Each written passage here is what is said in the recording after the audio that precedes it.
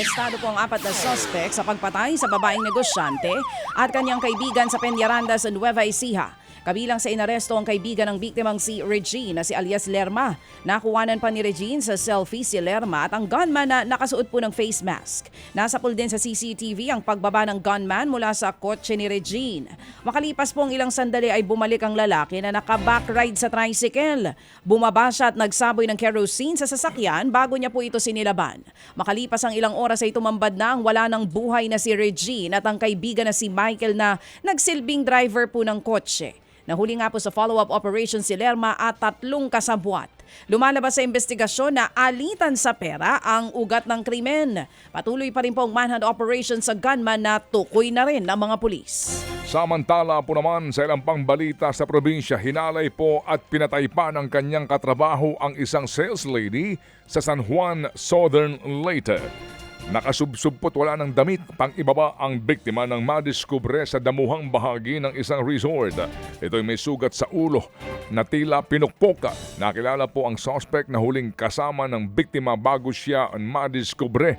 Nagkayayaan daw ang magkatrabaho na mag-inuman at nagpresenta po daw ang suspect na ihahatid ang biktima pero doon na umano niya ito ginawa ang krimen. Sumuko ang suspect sa pulis at inamin ang karumal-dumal na kanyang ginawa. Patay naman po ang isang estudyanteng rider habang kritikal ang dalawa niyang kasama ng sumalpok sa truck sa 2P South Cotabato.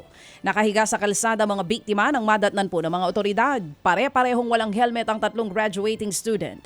Base po sa investigasyon, pauwi na sila galing eskwelahan nang mabangga sa kasalubong na truck. Nagkataon pang umuulan noon kaya madulas ang kalsada. Critical po ngayon ang lagay ng 2 estudyante ayon sa mga pulisya. Posibleng matuli ng takbo ng motorsiklo. Mahaharap po ang truck driver sa kaukulang mga reklamo. Natagpuan po naman nakasilid sa sako ang bangkay ng nawawalang babae sa Cabanatuan sa Nueva Ecija. Naagnas na po ang bangkay ng mga biktima nang ito'y makita ng mga residente sa irrigation canal. Kinilala po ang biktima na si Melly. Ganyan-ganyan din po ang nangyari sa mister ng naturang biktima noong po March 9 sa pareho pong irrigation canal. Nakasako rin na natagpuan po ang bangkay ng asawa po ni Melly. Posible po raw na sabay itinapon ang kanilang mga bangkay pero inanod po lamang ang babae kaya hindi agad nakita. Pagnanakaw po ang sinasabing isa sa mga motibo sa naturang krimen. Arestadong 2 Pinoy na kasabwat umano ng 2 Chinese na nahulihan ng bilyong-bilyong pisong halaga ng hinihinalang shabu.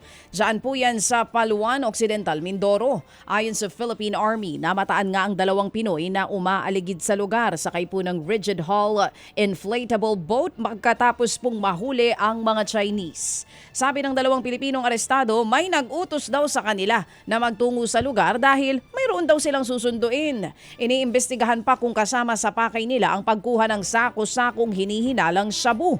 May nasabat din na 30 kilo ng hinihinalang shabu. Hindi kalayuan po yan sa lugar kung saan sumadsad ang speedboat. Iniimbestigahan pa kung sinong mastermind sa likod ng tangkang pagpupuslit ng droga sa bansa. Mga kapatid, para sa iba pang mga balita at impormasyon, sundan niyo po kami sa X, Instagram, Facebook at syempre sa TikTok, True Network PH. Mag-subscribe din po kayo sa aming YouTube channel, True Network. May website din po tayo, truenetwork.ph at pwede nyo rin po kaming mapanood sa Channel 19 ng aming True FM TV. Lagi pa rin makinig sa radyo dito po sa 105.9 True FM dahil dito, laging true sa'yo, kapatid. Dito tayo sa totoo, tunay at tapat.